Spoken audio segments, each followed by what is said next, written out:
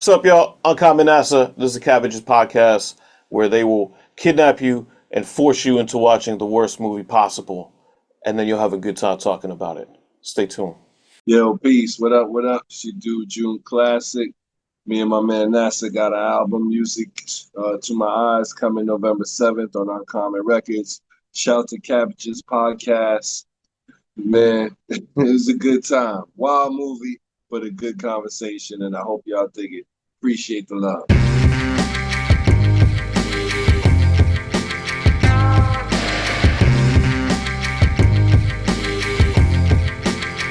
Hey there, Jeff. Do you know what this movie fails? Think you're fucking slick. The Bechdel test.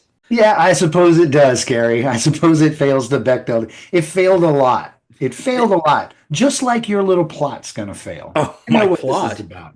I know what this season is about. I know what it's about. It's about wrestling. In a way, in a very real way, it's about wrestling. But Right. It's about something else. It's about something you can't quite put your finger on. What do you mean, Jeff? You know what I mean? No, I don't. You want to know what I mean? I would love to know. I mean that you think just because you put together a little season on pro wrestling and invited your boy along for one more ride, Yep. you thought I was going to do a lot of work. You thought I was going to watch matches and promos and interviews because I do it anyway. Well, let me tell you something, brother. Mm. I'm not doing shit. I'm not doing a damn thing. I didn't even watch No Holds Barred. You did, though. You definitely watched it. I did. I watched it a couple times, actually. We watched it together. Yeah, it's a Promo kind of falls apart there. It's a lot of movie. But I'm not doing any extra work. I'm coming in here just as I can give you the Cabbages guarantee on this. I'm coming in. Is the camera over here? Yeah, right there. I'm coming in as cold and as unprepared as I always have. Nothing's gonna change your boy. I don't know. I think we'll see. I think this might be a growing experience for you. You know, if Gary, this movie sucks. Yeah. Oh, this is not. This was a painful time. The question, of course, is whether this is a good, bad movie, and I think we will explore that with our guests. We have two incredible guests today. Very excited about that part. Ecstatic to have these guys on. I hope they're ready for how unprepared I am. They may not be. We'll see. We've got Junclassic. We've got Uncommon NASA. This is going to be quite the season premiere. We're talking about Hulk Hogan and No Holds Barred. We're at Cabbages. It's wrestling season. Lock in.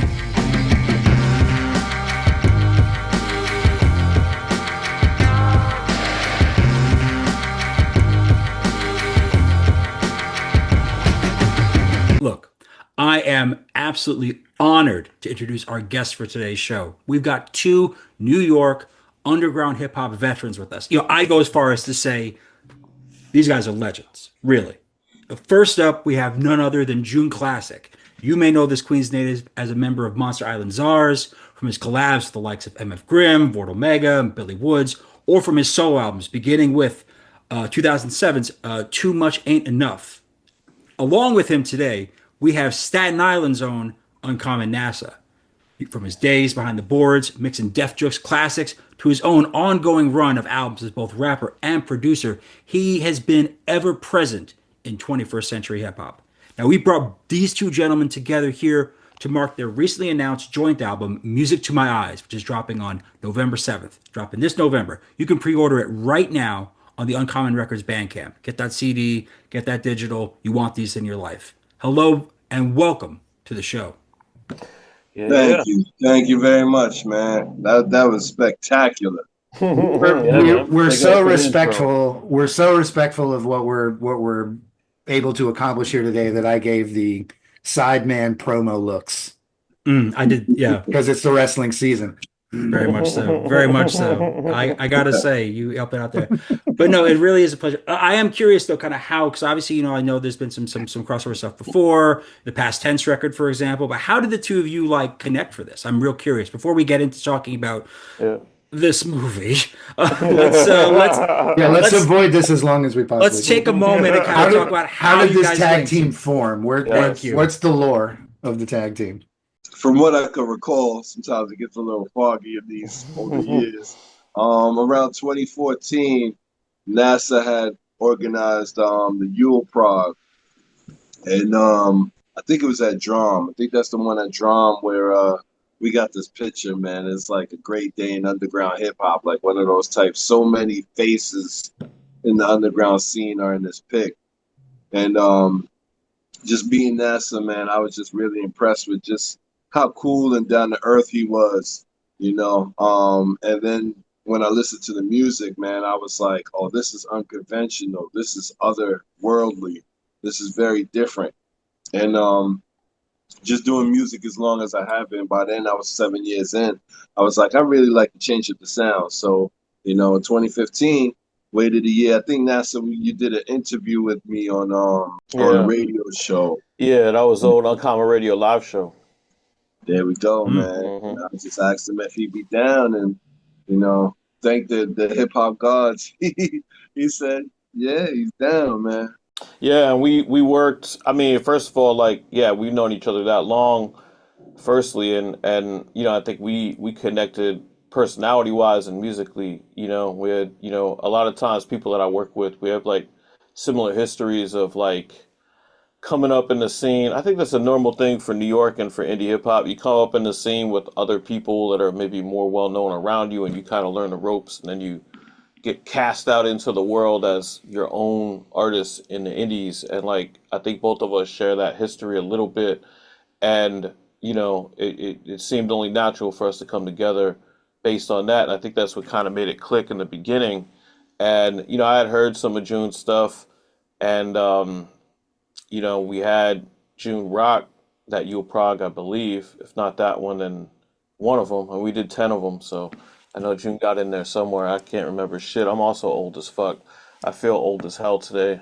My whole body is like, you're 57, right? I'm like, no, no, no. 47, 47. Not yet. We're not there. Yeah, but yeah, in any case, yeah, it's been dope working with June, and we started working on a project together in like 2015, 2016-ish, and we kind of both were doing other projects, and we still are both doing other projects as we're working on this one. But I think it was meant to be that like we got pretty far with that, but we ended up taking a break, and when we came back to finish it, we ended up just restarting and just saying, like, just make all new stuff. And then that's what you hear today. And I think this represents a lot more of where June is and where I am today as like adults managing the world and as artists, like kind of trying to output something that's important. Yeah. Couple questions. One, which of you is going to split off and go for the belt? Man, I don't know, man. And what are you using as the prop to the breakup? Is it a woman? Is it a piece of furniture? What are we doing here? Like what's going to start? I mean, it has to be jealous envy, Yeah. right? Like that's Yeah. Love the it. ultimate wrestling Love it. trope. You know, one person gets intensely jealous of the other one's attention, and then you know the fucking steel chair in the back, right. I'm right waiting for right when the most enjoyed part, you know, the fans are cheering, and you know the guy's got one of us, either me, I don't know which one's gonna be the heel, but like, you know, me or June will be standing, we'll think that everything's going pumping, we'll get I was hoping you were going to do this together. Our back nice and exposed, you know, like, and that one like, of you would steel chair the other one during the episode, and we could be like, yeah, happens exactly. here. It happened here. It started here, yeah. Oh, that's the pay-per-view. That's a pay-per-view. Yeah, right. We gotta wait. We gotta build up. I just need my outfit to slide off of me, like how, you know what I mean, Zeus's outfit slid off of him at the end. Yo, bro, he just threw his arms back and it just left his body. It floated off of him. And I want to give you credit because there's a nod to Rocky IV on Once Before. That's right. Yeah. Which gets me thinking, because the first time we really saw Hulk Hogan on the big screen is Rocky III. Thunder Lips. Thank you. Thunder Lips. There we go. There we go. So, but this is a big move. It's a big move from being like a cameo essentially in Rocky III to being the star of a film. Had you guys seen this film before? Were you familiar with this movie before we assigned this to you? Well, I like I said to the guys before you got on and before we started recording, like when I first read the words "No Holds Bar" in the email, my mind was thinking of Over the Top, And I was like, oh yeah, I haven't seen that movie in a Classic. while. And I turned it on. I was like, oh shit, no, this is the Hulk Hogan movie. I've actually never, and I was surprised as I started watching. I was like, I've never seen this movie. Hulk Hogan went from like my favorite Rocky film to one of the worst wrestling movies ever made. So he like made a huge leap downward, like right at the beginning of his acting career. It is truly a direct downward spiral. It is horrifying right from the beginning. Yeah. The opening scene, bro. His head, he just like sashaying like he's in a Vidon South. What is it? Vidon South Song. So one of them head commercials, man. If you don't look good, we don't look good type shit. Oh, the Vidal Sassoon. Yeah. Vidal Sassoon, that's correct. Yeah, and they had his face blued out, and it was the thing that I found really interesting. And I'm glad you brought up Rocky IV. Is there's like a brightness to this film that reminded me of the brightness in Rocky IV. There was such a strong parallel, and I feel like there were elements of Rocky III too, with Mr. T, especially coming from Zeus. So I was curious as to when they did this movie. Because I know Rocky IV was what, 84, I think, 85. So I was curious about when they did this shit. All right. I know this was 89. This was 89. Yes. And it was definitely post Rocky 3 because when Siskel and Ebert reviewed this movie on their show back in the day, one of the first things Siskel said about it, he called it, quote, a Rocky versus Mr. T ripoff. Right off the jump. So your instincts are correct with some of the finest film critics in American film history. Already we're just like, yo, wait, this is a little too similar to something we've already seen before. Even at the end, when they actually go at it for the World Television Network, I love that name. I was like, yo, the bad guy? Yo, your man was fighting for that Oscar, kid. That's a guy named Kurt Fuller. I've seen him in other things before, actually. Yeah, I'll get to that in a minute. But yeah, Kurt Fuller was a legend. He's a legend. He was going for it. He was screaming hard in this shit. Like, where you're just like, wow, he thinks he's in a real movie. Like, well, it's funny. It's funny about Kurt Fuller because when he first was reading for this part, it took a lot of different auditions for him to actually get this part. But he sort of had, really which is fucked up. But he was, but he was young and hungry at that point, so you just do it. You know, he wasn't where he is now. He hadn't done Ghostbusters 2 yet. He hadn't done Wayne's World yet. He had not done those things yet. They were coming very soon, but he hadn't done those yet. Right. Like he did some movies. You've seen this man on screen for years. And years. I know the face. I was just I never seen him on 10 before. Right. Yeah. So he had thought I'm going to do this as he read the lines of the script. He's like, okay, this is like an over the top sociopath. So I got to read this more muted, super villainy, really. And the first time he comes in to read it, they're just like, no, we want you to make it bigger than big.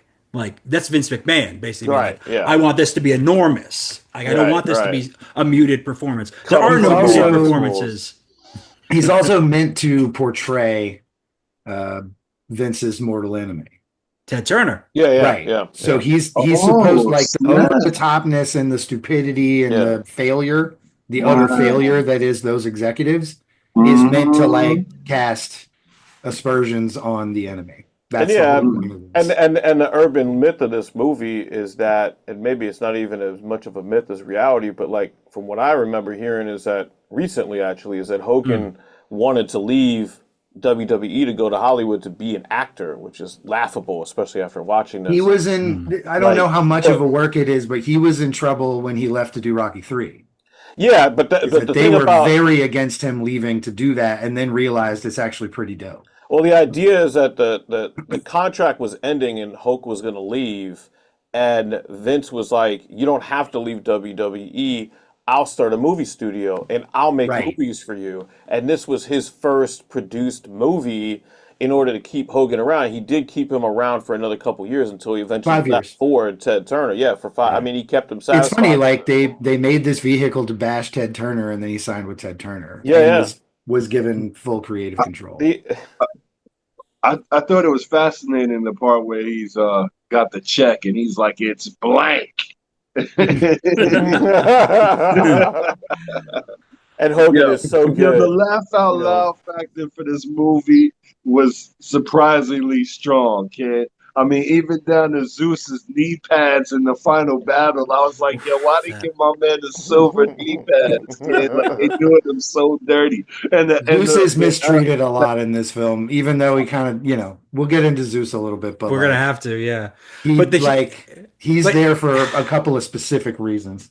but like Mhm. outfits, but you talk about outfit, like laugh out loud. The first two-thirds of this movie, everything Hulk Hogan wears, every single outfit, what he wore to the meeting with The Brell, with do-rag. Kurt Fuller's Brell, Yeah, that just that right outfit, there. Yeah. this Look at kung the fu do-rag. ass outfit he wears.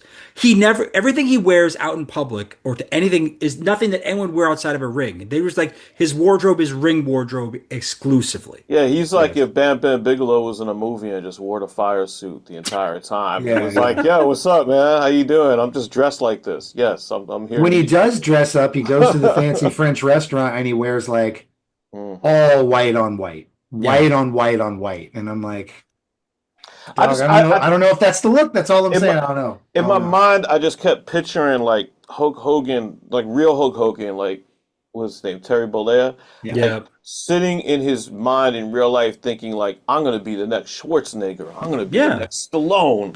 Like, and or even like to be the next. I mean, Ventura had already done Predator, I think, at this point. Yes. And while he doesn't Mhm. have a huge role in that movie, he does what he's supposed to do. And the reason he does what he's supposed to do and is fine in that movie is because he has some, which is funny to say about Jesse Ventura, but he has some sense of self, of Yeah. understanding where he fits in to Hollywood and where his status is in the world. Whereas Hulk Hogan or Terry Bollea just thinks like, oh, this is easy. I'm just gonna show up and like be this guy. And like my sum up for this whole movie, like when I finished it, I was like, that was just a collection of Vince McMahon's ideas of what should be in a movie. Hmm.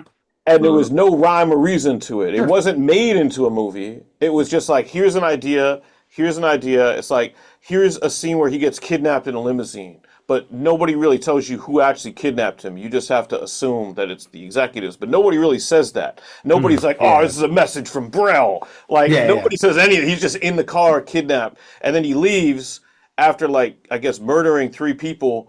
And like nobody talks about that ever again. Ever Like that's again. fine. Yeah. Then Yeah. he goes on vacation or whatever, a business trip with this woman who's supposed to be his publicist and has this awkward like here's the comedy scene and here's the scene where she turns out to be a spy and here's the scene where she admits she's a spy. But like none of those things make any sense together because there's no continuity to it at all. And Listen, there's a blank check to get his talents, yes. but there's not enough room for 2 seedy hotel rooms Yeah. Yeah. in the No, budget. I'm just talking Yes. budgetary concerns here. Yeah, right. Yeah. That like if you want this talent, the way to get it is not to like double book a room with one bed and make this thing uncomfortable. he That's just all I'm needed saying. to hire the correct publicist. Basically. Like, it. hey, I feel like we're that gonna was hire this publicist. I feel like that was a play on Twins. You know, the scene where homeboy is with the old girl. If you've seen Twins, I I imagine y'all have. It's been seen a long Twins. time, but I have. Oh yeah. Yeah, and there's a part where there's a problem with the bed and he sleeps on the floor. But so to your point, it just seems like it's carbon copies of all these various movies, blockbusters, Yeah. but Yeah. so half-assed. You know what I'm saying? Like to NASA's point, no continuity. Even the limo scene. Yo, he when they get him in the garage, all of a sudden there's an explosion, and your man pops out like the Kool-Aid man, and he's Yeah. like, ah! What exploded? Yo, What and exactly exploded? If we're gonna get into the limo in the garage, I gotta Yeah, do it no, right. please, you gotta light it up. There's no way. I've watched that scene a few times. I've watched this 3 times ahead of this, just Oh because my wow. God. You And the are a third time I warrior. watched, I really was watching because I wanted to see him come out of the roof and try to understand. He comes out of the roof of this limo. How does that create an explosion? because that's not what happens when you just break glass in a car. He's got that kind of power, man. He's like a fucking bear cat. He just busts out of that motherfucker. Like, it's just like, because he's got the growl face and the hands are like in claw formation. Like, he's There's two animal. things in this film that happened that really grossed, like purely grossed me out. Ugh. Yeah. One of them, surprisingly, isn't this. No. Yeah, yeah, Or yeah. I was correctly gonna this. say, yeah. The Dookie. One of them is what happens just before they go through the Dookie cycle, if you Okay. will. And it's the way that Hulk is breathing and sort of like when he picks the dude up, he's like, Oh, he does that throughout the movie. and you're like, Mhm. take it like back one level. Like you don't even do that in promos. What movie have you watched where someone did that and you were like, excellent film? Steven Seagal That's would never. disgusting. You know None what of these the- action movie stars would ever. It's just disgusting. Jean-Claude Van Damme would never. Never. But you know what it was though? It's his act when he's winning a match, when he's turning the tide in the match. He does the same thing. He billows Fair. his cheeks. He starts blowing out. His eyes get crazy. That's exactly what happened at the end of the fight with Zeus. He just ran through his repertoire, his toolbox. He didn't push himself, and that's the thing about privilege. It's like these guys, McMahon had all this money, WWE Entertainment. They're like, yo, we gonna slap this shit together. We gonna make $100 million, and it's off to the moon. And they were like, yo, we gonna half-ass this shit, and it shows. That's what I was gonna say. Is like the thing about it is like no one was there to be like, Hulk, nah, you should. Oh no. Like, We had once we Vince, consolidated into WWF. Yeah, there was no more Vince. No. Yeah, it's just crazy to me. It was that, more, like, what do you need, Vince, to pull this off? Yeah, and that's just not.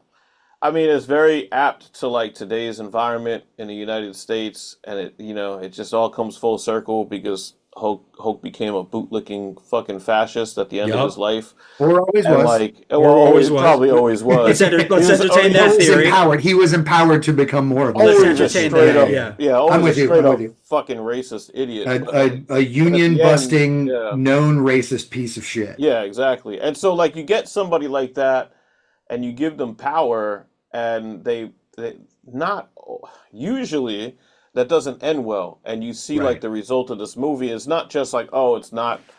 I mean, I like everybody here. I'm sure likes like Bloodsport or fucking I love action movies. Terminator or Predator or Rocky 3 or like there's a ton of like 80s like Total Recall, Running Man. Like all those movies are great in their own way. Like they're not like high cinema, but they're fucking good movies. I mean, 100%. I Howard the Duck long before I fucking watched this movie. Howard the Duck is classic movie. You're in the right room. But did you know there's a Howard the Duck connection between these two movies?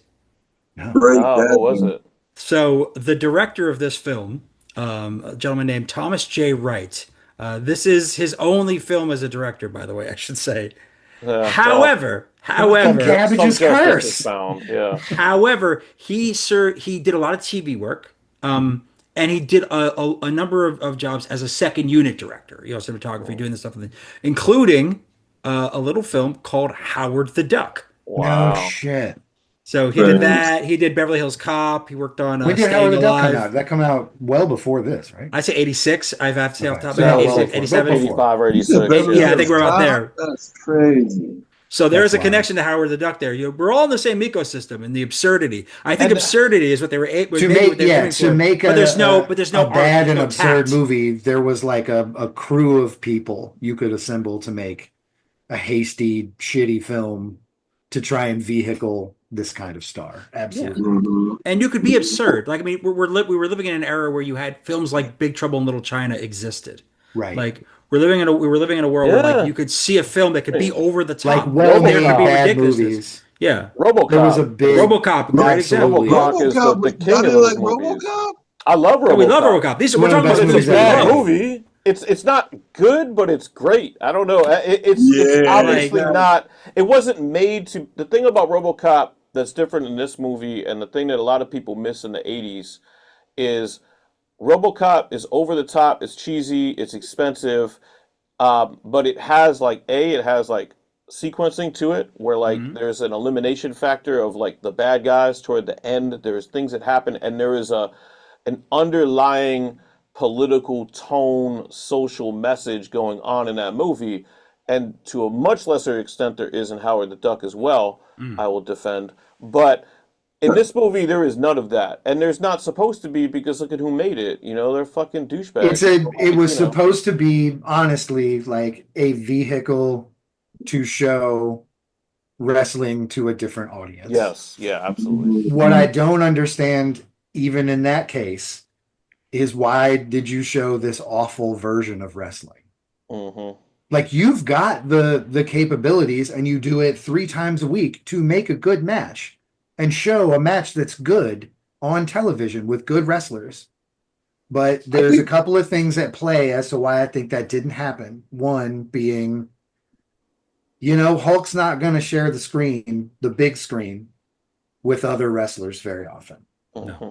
He was the one that ratted out their attempts to unionize because he knew that would equate some things and make it where he might not be the star. He was not willing to give up the belt. Throughout his career, he ached, he yearned for creative control. And when he got it, he tanked everybody around him with it. This was a thing where he knew the second he stepped out of the light, it would be darkness. You know what I'm saying? Like people were going to forget about him being the man because they'd see other people that were probably better wrestlers be the man. Hmm. But that And ego, that ego bruised this movie because there are way better actors lurking in the WWE at this point in life. Mm. Wifey was talking about They Live. You know what I'm saying? Like Roddy killed that. Roddy was an actor. Classic. Whew. Absolute classic. Yeah. One of the best. And one of like the you best. look at promos via like any era where these two, Roddy and Hulk, are around each other. Any era. And Roddy can not only talk a golden circle around him, he can also bring other people into the interview and not dominate it. He can take a back seat and make the scene better. And that's just like not Hulk. Yeah. What's funny is like he had to join the Screen Actors Guild to make this movie. I just want to point that out as a union buster. He had to pay. Right. But one of the points I wanted to make off of what you said. But he clearly did not join the Screenwriters Guild because neither he nor Vince are credited as screenwriters on this film, even though they apparently wrote it. So like clearly he didn't want to pay. He wouldn't join 2 unions. That was too far. The story on this is that it was like written by Vince and this is what everyone says every time you look at a stupid YouTube introduction or talk about this film. It's like they holed up. Hulk Hogan and Vince McMahon holed up in a room and did a lot of cocaine and wrote this movie. Incorrect. It was written already, and then they ruined it with cocaine in a hotel. Right. And that's what we have to remember is that like every now and again, Gary and I were talking about this. We watch the movies at the same time and like text each other like teenagers. And we were talking about the fact that there are some like clear-cut really incredible lines in this film. Lines that neither of those men wrote. Oh, for sure. Guaranteed. When he looks, I forget her name in the movie because she's not worth shit in the movie, but Joan Severance, his co-star, he looks her in the eye. Samantha. Yeah. He looks Samantha in the eyes and he says, "You've built more." Gary, you remember the line? "You've built more walls than I ever could. You built more walls than I ever could. Like he had that. There's another line, and I'm like, ain't no fucking way those two cokeheads, those meathead dumb shits, jockasses, if you will, jockasses, you might call wrote them, that line into that script. There's no fucking way. It is my firm belief that these kind of vestigial bits of this script suggest the things that made it through that become line reads that are like insane. I got the sense that Dennis Hacken, who wrote this original one, wrote this as more of a sports drama. Yeah. And these guys turned it into a sophomoric, third-rate National Lampoon's nonsense fest. Because the reality is that some of the story arc, if you did believe in watching this, that there is an arc of some sort that's supposed to be there.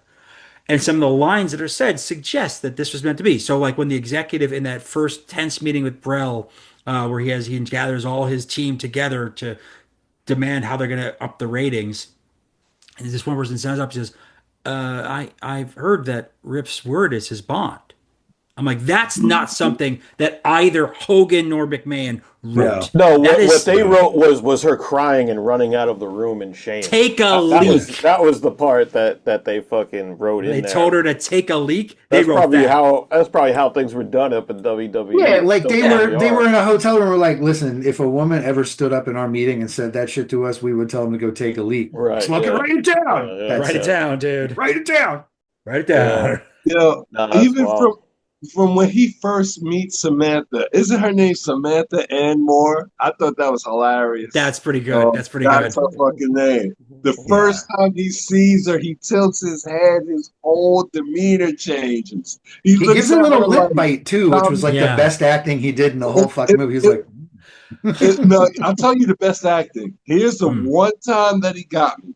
mm. let's go. Brother. I love the brother. I think the brother did. I think the brother might have been the best actor in the film. But the scene Tiny? when he's in the hospital with his brother and he just gets to him after the beatdown, after Zeus beats him down, and he cries. I brought that shit back 3 times. Mhm. He pulled from. He literally looked like he was crying, and it made me wonder, like, did he have like a brother or something with issues? Peep it again, like Mm. it's the one Well, scene you're that not wrong. as I get older, you know what I mean? Like I feel like I'll watch a dog video and just start bawling in the morning, man. Like I shed a lot of tears, and I think it's just as you get older, you start going through things, and you get more Mm. in touch with your emotions than opposed to your adolescence where you're trying to bottle that shit up.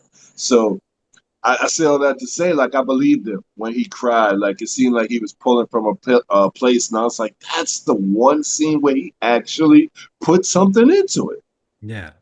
Yeah. I agree, and that was where sort of again supports the idea. And that was one of the things when I was on my third watch, I did focus on that scene quite a bit because it's like I'm like, are they putting something in his eyes, or is there something actually happening here? Exactly. And it was like because I had to ask that question and I didn't come out of it with any like clear thing. I'm like, I have to give him some credit for that scene, and that also lends to why I kind of have this theory that Dennis Hackett's original script was way more a Rocky style sports drama Yeah. than So kind of slapsticky joke fest because that scene, after seeing all the absurdity that had come before it, yeah. that scene is so like real. It's so Well, real And for it's like and it's what would there's a happen if your plot there. sibling There's was an in there. actual plot advancement. Correct. Mm. Yeah. Well, Exactly. also Anytime like you see that. plot advancement, I would just go ahead and tap it toward Haskins. Just Terry Also Haskins. go that on this side. that Ter- Terry got to this actor, one. the actor that plays the brother is a guy named Mark Pellegrino, Mm. and I saw his face. He's very young in this movie. He's only like probably Yes. 21, but like I saw his face. His face looked familiar, and I looked it up on IMDb after I watched this. And of course, as soon as I saw him, if you watch Supernatural at all, Mm. like you know that he plays Mm. Lucifer for like 10 years on that show. Oh, And he's shit. also in like Mulholland Drive and a bunch of Yes, other like that's really serious Right. films. And so he hadn't done any of that yet. And what's funny is Kurt Fuller, I didn't remember this until I looked it up just before this. Kurt Fuller played an angel named Zachariah on Supernatural as well. I did Huh. not remember that name until I looked it up. I'm not that much of oh a fan, but I did okay. watch Supernatural a lot. And so Kurt Fuller played on Supernatural for a number of years, and so did Mark Pellegrino. So who knows Mm. what they said when they met on the set of that CW drama about their time together on I Noah's mean, they Ark. must have said But something. the other thing I was gonna say is like what you were talking about earlier, Jeff, is like Hulk Hogan and his ego. And like when I watched this, I was thinking to myself, like, there's a lot of veteran actors in this movie, and none of them really show out too well because of what they're given. But there's not a lot of scenes when you think about it with Hulk Hogan in character without extras, right? So like the other stars of the film, like his interaction directly with Kurt Fuller is very limited. Even with Samantha is like very contrived. Like here's a scene with Samantha, here's a scene where she's not there. Like it's all he was very his shooting schedule must have been very controlled, where they wanted to protect him.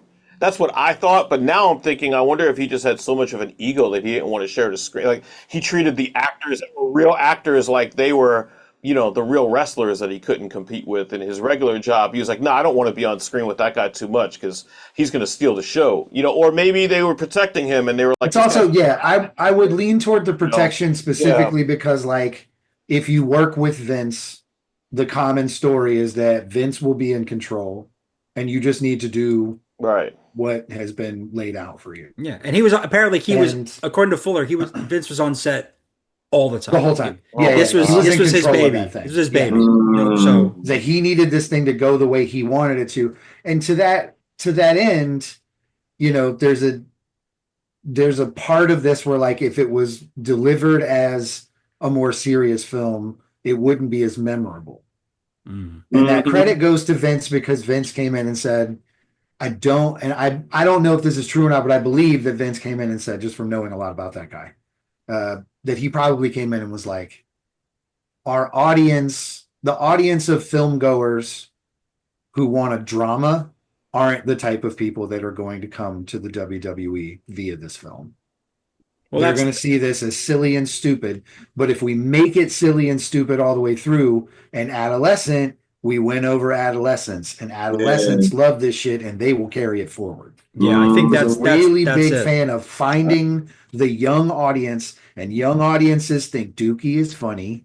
Yeah. And that, you should be able to just roll into a room and women swoon over you. All the dumb shit that gets teenage boys riled up. But I think it's still a limited audience, because it's like the Garbage Pail Kids movie. Like that movie flopped too, and it was very similarly, improper, like kind of movie that was aimed for like a specific 13-year-old boy only humor, right? And like lots of movies like can do that.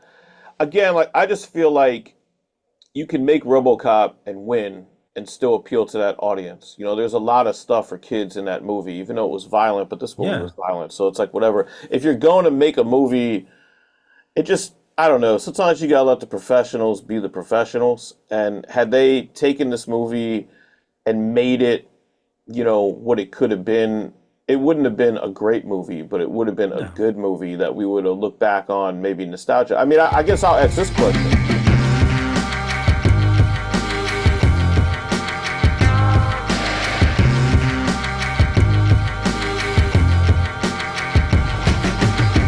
Since we're talking about just the context of the movie, like, I would say no because I had never seen it, right? But I was into wrestling at the time. I was into Hulk Hogan at the time. I was only, in '89, I was only 11, so I was kind of getting out of it, but not fully. But I wasn't excited to see this movie. I didn't go see it. I didn't give a fuck about it. We're all about the same age. Like, and it's no shame. It's fine. You're a child. Was any child... We were all about 13-year-old boys at that time, maybe a little bit younger. Like, were any of us excited to see this movie when it came out? Not at all. I was shielded from. I became a wrestling fan later somehow.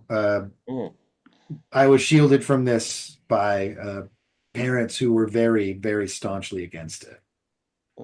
So, in a very real way, yes, I wanted to see this very badly, and I wanted to watch, like, all of my friends were talking about whether or not Zeus could beat Hulk Hogan when this happened. This was a big, big deal amongst the cultural literati of Havelock, North Carolina. I should point out, we've got 3 New Yorkers on this call. We're natives. Oh, yeah, and I'm from the South. Yeah. And we've got our Southern boy over here as well. And Jeff. the Southern boys, the wrestling was everything. And everyone believed it was real. It's important to point out too, like, this is kayfabe era still. So like they can't give away anything about the inside of wrestling. You can't have a locker room. You can't have anything about his life other than meetings or press. And the meetings are on character. And then the matches themselves. There's that weird meeting when we first meet Samantha. Like when we first meet her, the first meeting that he has, like he makes some sort of meta line of like, well, speaking as Rip, what Rip would say or whatever. Right. And it's like that's the closest we get to like piercing the veil. We're in enough of a space where people understand what's going on with wrestling, where there are like rags that like publish things that happen in the background, and like smart marks are sort of becoming more of a thing. But it wasn't until like mid to later 90s that like the first time really anyone ever like hugged after the matches and like spoke to the audience as friends afterwards. That didn't happen until like, Triple H was coming up. Mhm. So this thing can't give anything away. Yeah. So it's already devastatingly uninteresting from the jump. What's crazy to me is that the biggest movie star to come out of this had like the least given to them in their role, and that's Tiny Lister as Zeus. Sure. Tiny Lister, who within just a few years' time would go on to be a movie star without question. If I tell you what he did after this movie, you'd be like, "Yup." His '90s run. I mean, Mario Van Peebles' Posse in '93. F. Gary Gray's Friday, obviously, in 1995. And I got to give Brell credit because Brell does have mind control over Debo, as we learned in this movie. Props to him for that. I can't lie, kid. I definitely did 2 sets of push-ups watching this shit. I was like, yo, Heidi was not small. Like they did them real dirty with the unibrow. Yeah, unibrow. What was the? It was like it was 3/4 of an eyebrow. Kid. That's the most Vince McMahon shit ever. Is to be nonsense. Like we're not going to empower like the black character whatsoever. Like if you take him seriously, it's just because he's big. Yeah, he's a big dumb animal. We're going to give you a wink and a nod that he's not really serious by fucking his eyebrow up like that. Like that was like offensive to that dude.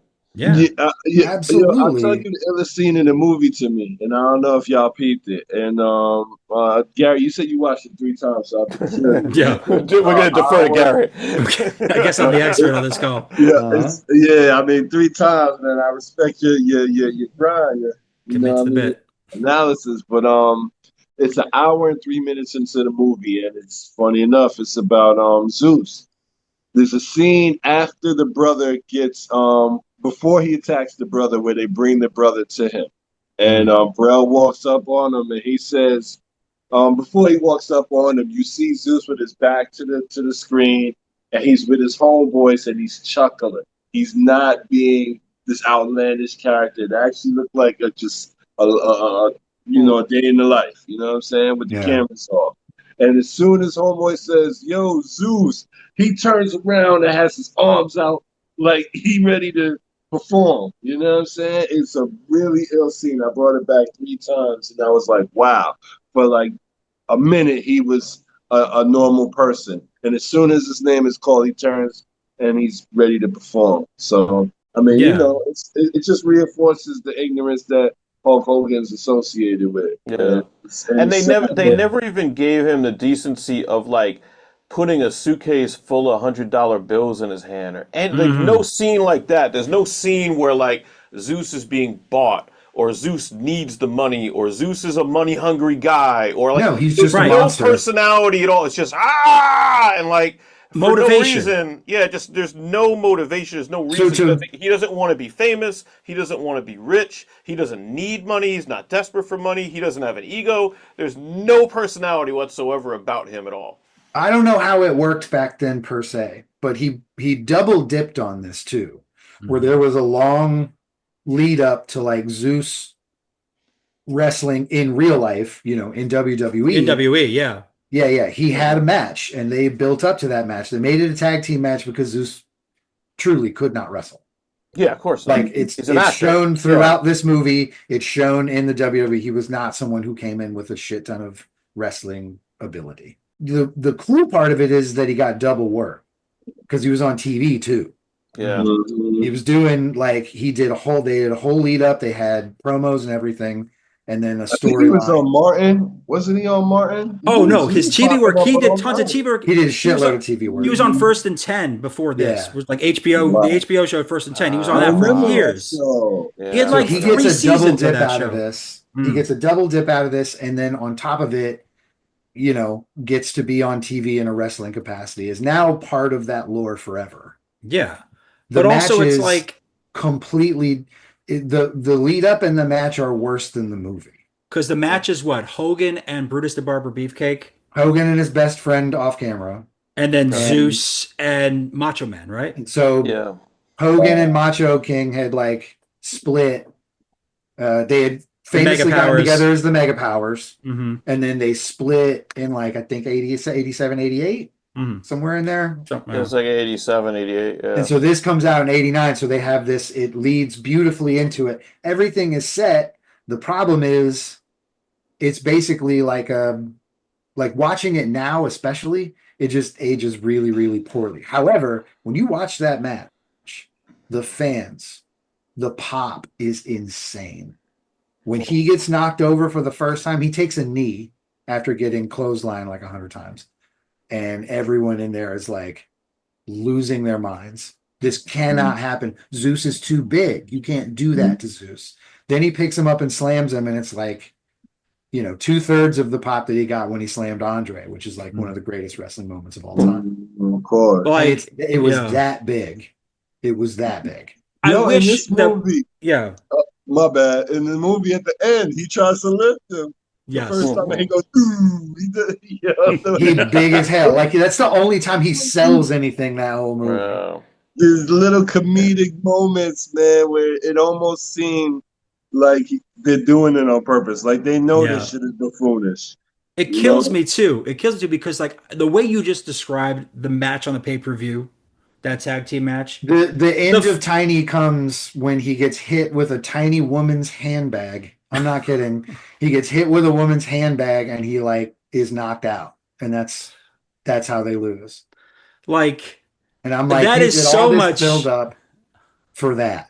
That is so much better and so much more interesting than the final 20 minutes, which is the match in this movie. Unbelievable. This match is one of the most, and again, as somebody who was like, my wrestling experience is like, I watched it as a little kid. 80s that's my thing. Yeah. Probably around 89 is 90s when I checked out.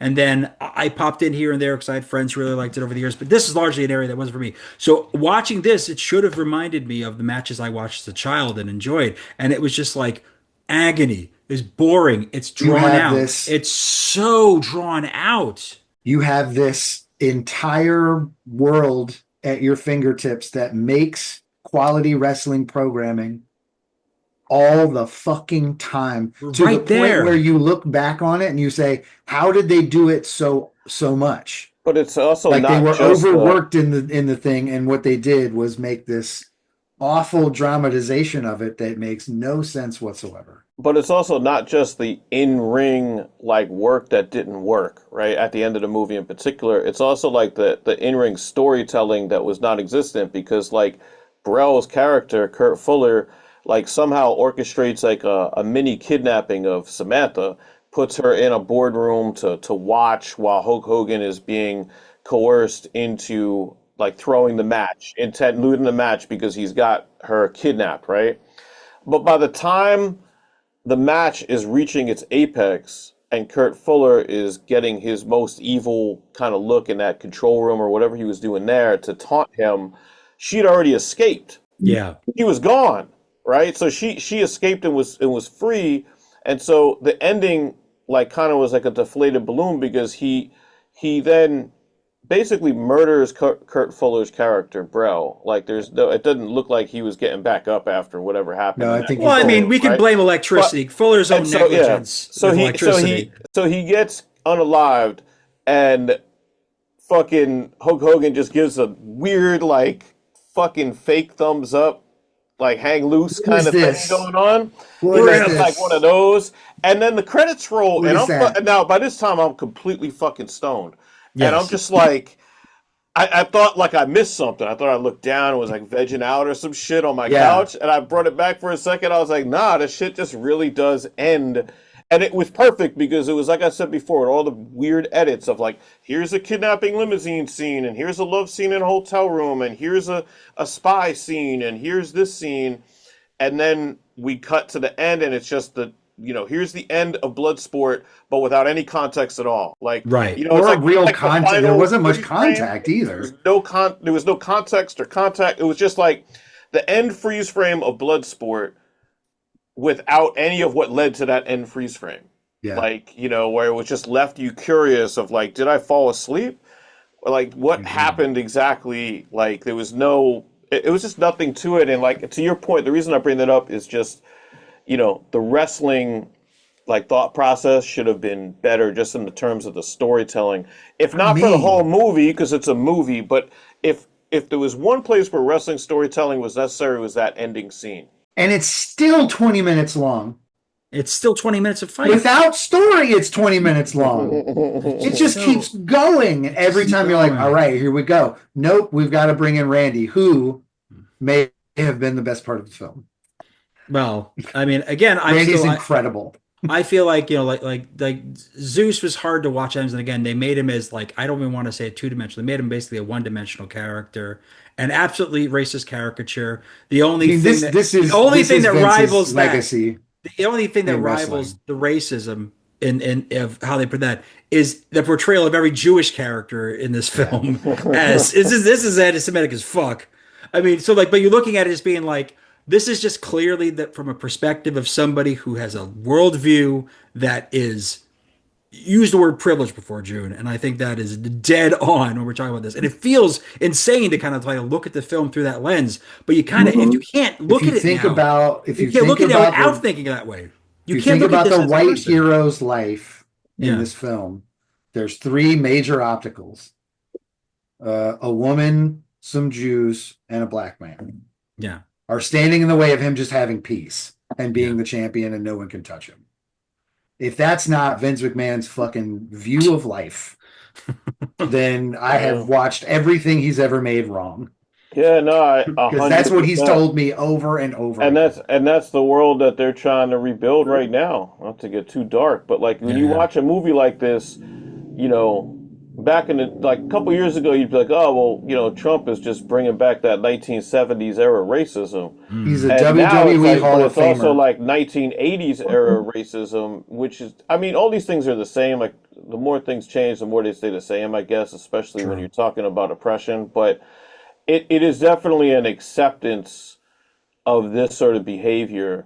I mean, there's scenes in lots of these 80s movies that really don't fly to an adult. Not now, I can't say today, but can't fly in the face of an adult brain, right? But this movie, see, you said it perfectly. It paints a world where, like, everybody's trying to stop Hulk Hogan's character, but Hulk Hogan's character actually has the most privilege and the most opportunity the entire time. He's murdering people and nobody's even looking for him. He's able to dress however he wants to dress. He can dress up like a ninja every day and like nobody questions him. He's got a do-rag and a V-neck or whatever he's got going on. No one can beat him. Shorts. Yeah, that one can beat him. There.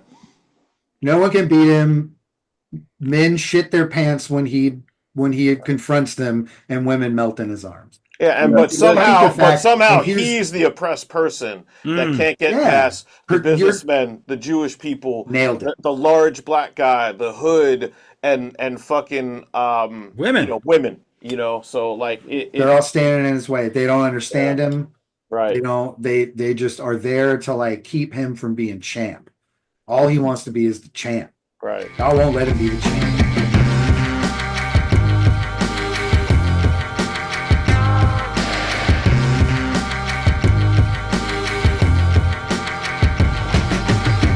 The other thing, I forgot to bring up the other thing that grossed me out in this film, and it's something we have to cover. Oh, God. And Gary already knows what I'm going to bring up. But Hulk Hogan, disgusting kisser. That was the most disgusting makeout scene I think I've ever seen in my life. Public, real, fake, otherwise, doesn't matter. It's bad enough that there's zero chemistry between the two of these characters. Zero actual chemistry. Right. From his leering at her in the beginning to when they actually are like in a consensual scene with each other. The build up to their romance. Hideous. It takes some really wild turns before they even make out. She looked like she went immediately after they hit cut and took a long shower. Yo. She believed that was the kind of chemistry they had on screen. Yeah, she believed that he was masturbating in a hotel room and was like, I gotta see this. I gotta Yo, see this, and like gets caught, and he's just doing push-ups in the middle of the night. He just to go to bed. I love after she gets roughed up. I think the first time before the motorcycle scene, which was hilarious. But Mm. he's like, I hate it when you're scared or hurt, Hurt. and she's like, I Yeah. I know, know. I know. Oh, I fucking lose it. When Emotions. when we see them kiss on the couch, that was the moment when, which is again vile. That was the moment when my brain looked at my phone and I said, "How old was Hulk Hogan when he made this Mhm. movie? How old do you think Hulk Hogan was when he made this movie?" He I'm had to guessing be. 38. 38. What do you think, NASA? Uh, I'm gonna say 42. All I know right. the answer, so I'm not Jeff going to knows the say it. answer. Yeah, It's 35 years old. he's Oh 35. That's a wow. Wow. 35-year-old Everyone man. looks so old in the 80s, Oh, a man. I thousand. mean, They had those no memes are all skincare, over, no but damn. skincare. Like there's definitely But nothing. this is the thing. When you have big muscles and everybody gives you what you want because you're big muscles, you don't have to learn how to kiss people. I That's it. guess. You don't have to. You can just kiss however you want because people are just squeezing the muscle like, yeah, this part. But like these things, Jesus I Christ. mean, you don't even It's have just to awful. act. You don't have to act. You just do You just gotta be big. your Friday night WWF routine, Watch that and it's going smell. straight to the top. It was I mean, kinky. one thing I want to say about this Kinky. movie and the cast is, especially starting with Tiny Lister, Yeah. like the amount of how much these actors in this film were buried, like to use a wrestling term, and Hmm. still came back and like had long careers. And Tiny Lister no more than anyone else, Yeah. or far more than everyone else, because he not only, to your point, like he not only did this terrible movie and was made to look like a buffoon, he then went on TV and did like fake wrestling, and like Hmm. to some degree he survived better than Mr. T, because Yeah. like he, you know, Vince would take a guy like this and just bring him in and discard them like they were garbage. And if it Yeah, was up yeah. to It was Vince basically McMahon, he'd there to probably continually prop right, up Hulk. right. This was all to make Hulk look better. If it was up to Vince, Tiny Lister probably it would have been better for him and for his gimmick if Tiny Lister never became an actor anybody gave a fuck about, and he was just some loser that was on wrestling TV that put Hulk over. But like you could say that about all these actors. Like I forgot her name, but the woman that plays Samantha did a whole bunch of TV. Like I went through Yeah. the Joan Severance. IMDb. Joan Yeah. Severance. She's still active doing a bunch of TV shows. You know, Mark Pellegrino, Kurt Fuller, both guys that had long careers, and the Yeah. two main like stooges for Brell, the character, the other two guys that worked for the network. Yeah. I've Obviously, seen their them before. faces were all over the place. They had long Yeah. careers too. What's David funny is Paymer that still. David Paymer still out there yeah, doing all Paymer. sorts of The stuff. other guy that's not David Paymer, I noticed in this movie. I don't know who directed this fool, but like he was kind of like the quieter of the two henchmen for like three-quarters of Mm. the film, and the last scene, like he was just on cocaine. Like all of a sudden, he was just like screaming and yelling, and I'm like, yo, either do that from the beginning or don't do that shit at all, man. Like you know, No, like it was he just was out of nowhere. Like he was just going nuts, yo when and you're Shorty just like, got who is this free. guy? When Shorty got free, he was like, "Yo, man, shoot her, kill her, do something." I'm like, that energy in the first fucking hour and a half. They had no clue whatsoever how to make any of that escape scene. Yeah. Everyone would have been a lot closer. Like they noticed immediately, like the door wasn't She even left. Yeah. closed, and they would have just like, there's no way. There's just no way Elevators this take person gets time. away. Yeah, yeah, yeah. Elevators take The whole time to thing get where was you're going. very poorly put together. But you know what it Uh, reinforces, though. It Also, part of reinforces, the last 20 minutes of the movie, which is but unbearable. it reinforces how great the performance was supposed to be. That they're so hypnotized that the cop is getting up and bumping his fist. She puts the seat gently back so he can sit on it. It's And then they're like, there she is. She just left. It's such a It's this so film. bad. Nobody in this film benefits from this film. Not even Listen, obviously, not even Vince. Not even we Vince. haven't Only even gotten to survive the it. funniest parts. The like the food fight that cements her love of him. The food fight. God, I forgot all There's just about a that. food fight in the middle of this thing. It's so goofy. It's the Cringy. goofiest thing I think I've seen in a movie that, and I believe this movie took itself somewhat seriously. Like they were making a film. Well, and they they put thought they were that in doing there. something. They thought they were doing something. It turns out they weren't doing shit. And everybody who survived this film went on to do much better things, except for Hulk Hogan, who just Well, who went to do he stayed worse. on top forever. Yeah, but I'm saying, But did he ever become a movie this star? this typecast Mr. him Nanny, the Three Ninjas Suburban sequel. Commando.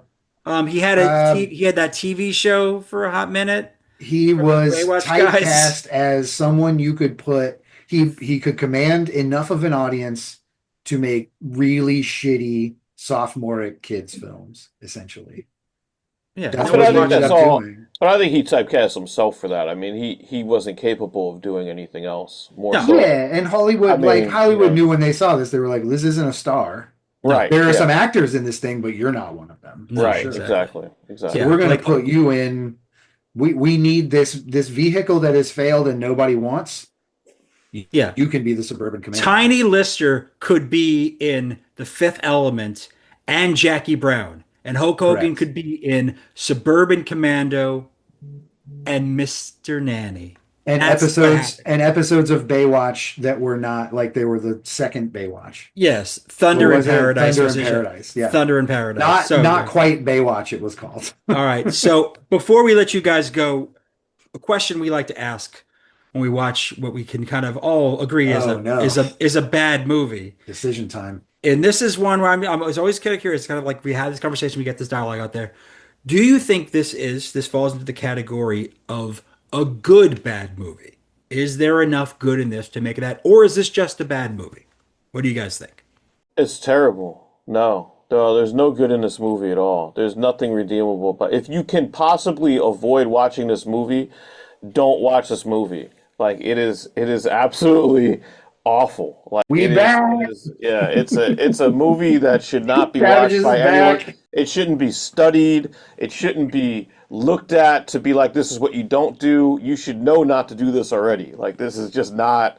There's nothing redeemable about it. It is a movie where I'm sure every single serious actor in it gets pissed when they're asked about it. Like, because why would you want to talk about this movie, like ever, if you're a serious person? Listen. You know, That's Like hilarious. we have given before in our past, we've watched some really awful films. We And we watched give a some thing called the cabbages warning, and you almost gave it like verbatim. The first like 2/3 of what you said were like verbatim what we say when we're Don't like, don't think "Please about this don't movie." watch yeah, this just don't film. do it. All right, Don't hold do on. it. Hold on. But June, what do you think? What's your view? What's your take? Yo, like I said, man, the laugh out loud factor in this shit is crazy. I was pleasantly surprised at how outlandish this shit was. B. I mean, Yeah. just your man Hulk's face throughout the movie. If you want to laugh, if you got some good to toke on, this shit might make you laugh. Would I ever watch this shit again? Absolutely. Never again. Yeah. I All think right. I still think that's a no. Yeah, I It's think not that a good. Yeah, It's not a I good think bad that's movie. not an endorsement. No. I think the threshold for a good bad movie is watching it. I have now watched this 3 times, and I can say that the first viewing was the most enjoyable of the three, mainly because I was just so surprised by what this film was. Right. Like the laugh out loud factor, like there are some things that you laugh at that I'm going to say you laugh at in spite of themselves, but other things are like when they go to that really shitty country bar and like the bathroom is disgusting and there's a chained up dog over there. I gotta admit, some of that is fucking funny. It was pretty funny. It's kind of funny. There was a little person locked in a cage above Yeah. everyone, Peanuts. just Peanuts. throwing things at the guys in suits. Peanuts. Listen, And that guy, who is is it that guy? cruel? Yes. Is He's- it awesome? Also, yes. And Unfortunately. that guy is famous, right? Like I've seen that guy That before. familiar, yeah. Like he's another guy who's probably had a better acting career, Of course. after being locked in a cage in this fucking terrible movie. I mean, than Hulk Hogan ever had. Look, you know? the Like, handful of little people who were given basically the ability to make these kinds of movies, to be in Hollywood movies, there only were a handful that really were allowed to do it. Only Yeah, a small number of them were able to do it. So as a result, you've end up going and watching something else and go, oh, that guy again, that guy Right, again, that guy right. again. I don't think this is high on his resume though. I think he No, probably is just like, I was there. They ADR some lines from him, come back soon or yeah. shit like Gary. that. But oh my God, I have to say that on my second and third viewing, this truly felt like a slog, and I cannot call this a good bad movie. Even though, again, you might be surprised if you watch it the first time, coming in with very little knowledge of this, of just what experience happens in front of you. But you will not be like, I'm going to show this to a friend of mine. We're going to sit down and watch it together a second time. You did this for a podcast, and we appreciate you doing this for us. Exactly. You got a record to promote. So that's over 3. That's over 3. Jeff, bring it home. The parts of this I truly enjoyed. The absurd parts that I truly enjoyed were so overwhelmingly overshadowed by the film's horrendous flaws. I mean, the introduction to Zeus is that he picks a woman up and like slams her across a bar. It does happen. Like it's there's things in here where you're like, God damn it. And this is what you get when you fuck with a Vince vehicle. After a while, the thing that you were enjoying about it, he's going to throw it back in your face and be like, ha ha, it was always about what I wanted and you're a piece of shit and I'm rich.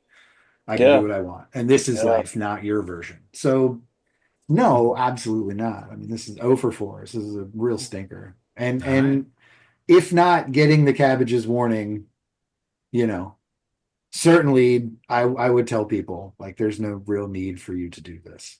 There's a caution. There's no need. We did it. I'm not going to say that we didn't do it. I watched it twice, but we're not.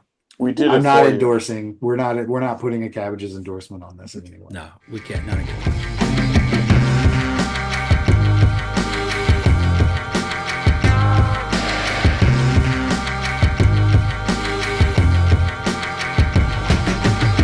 There were so many examples of it. So like when outside of the movie, right? They had all this buildup. He was on TV a lot. They did a ton of buildup to like make him into this monster. Couldn't be, had jobbers come out and everything. He was just an immovable object. But he was really dumb, monosyllabic. He had very little to say. They even put him on Arsenio. But they had almost 3/4 of the interview was just Arsenio and his manager, Sensational Sherry. And it was awkward and really bad. And he couldn't keep a straight face, Arsenio. Shocker alert. Yeah, right. And then they bring out Tiny as Zeus. And like, it just fell flat because Zeus wasn't allowed to talk at all. And when he did, he would just yell Hulk Hogan's name and then be like, "Arr!" And at some point, Arsenio's like, basically like, you don't have any wrestling experience, which I just would have left out of the interview if I'm like in charge of WWE. I'm like, let's not bring that up. But he brings it up and Zeus like stands up and flexes and is like, I'm from Compton. I've got a degree in hurting people. Wow. And that's the lines he's being fed to like give an audience for his character before a match. Wow. It was horrid mistreatment as far as like this person, and he still got over. It's crazy. Yeah. It was a more remarkable performance than maybe we give it credit. Yeah. Well, I mean, in that same vein, like it just seems to me like you've really committed to this. You really did your homework. You know, you didn't just watch the movie. To what we were trying to have a conversation. We had a great conversation with the guys. You went on and watched Arsenio. You went back and watched clips to see this. You watched the match. Like you absolutely really like you did your homework, man. I gotta give you credit. This is a real step up for you. You got worked. I'm working it. I'm working you right now. What are you talking about? I'm going to come into the next one not having, I don't even know if I'll ever watch another wrestling movie again. I don't know, man. I'm tanking it. I think we're going to see a new side of you this season. A new professional Jeff. It's the Cabbages Podcast Network.